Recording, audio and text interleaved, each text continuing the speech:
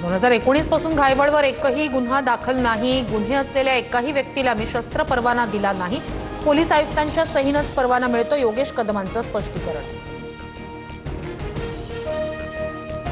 योगेश कदमांची हकालपट्टी करा, अन्यथा ठाकरेंची शिवसेना रस्त्यावर उतरणार। अनिल परब यांचा इशारा।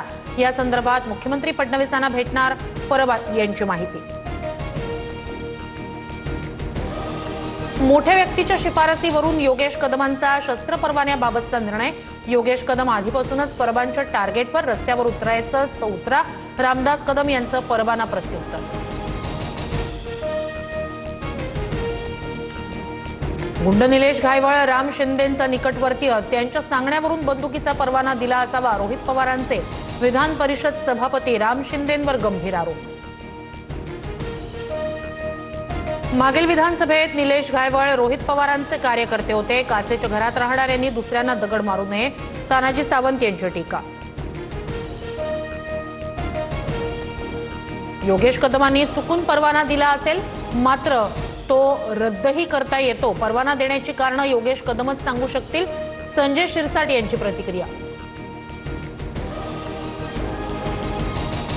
शस्त्र परवाना देणाऱ्या योगेश कदमांवर मुख्यमंत्र्यांनी कारवाई करावी। डान्सबार चालवणाऱ्या गृहराज्यमंत्र्यांकडून अजून काय अपेक्षा? संजय राऊतांची मागणी।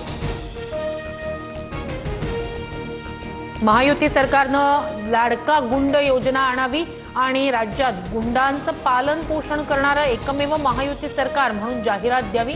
वडेट्टीवार यांची टीका।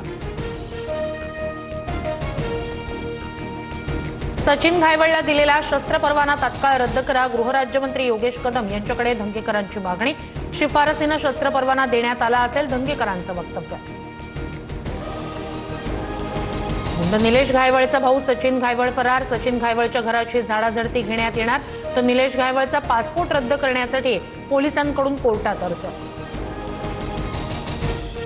नवी मुंबई विमानतळाला मोदींचं नाव देण्याच्या भाजपच्या हालचाली।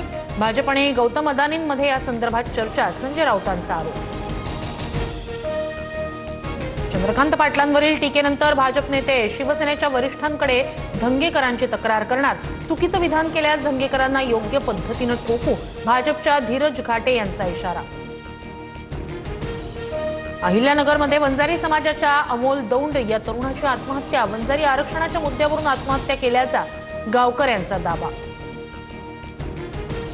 अकोला जिल्ह्यात ओबीसी कार्यकर्त्याची आत्महत्या। आरक्षण मिळणं कठीण, ओबीसींना वाऱ्यावर सोडल्यासारखं वाटतंय। आत्महत्येपूर्वी कार्यकर्त्यांचं व्हॉट्सअप स्टेटस। विजय वडेट्टीवारांच्या नेतृत्वात उद्या नागपुरात ओबीसींचा मोर्चा। विदर्भात मोठ्या संख्येनं ओबीसी नेते आणि कार्यकर्ते सहभागी होणार। वडेट्टीवारांकडून मोर्चा स्थळाची पाहणी।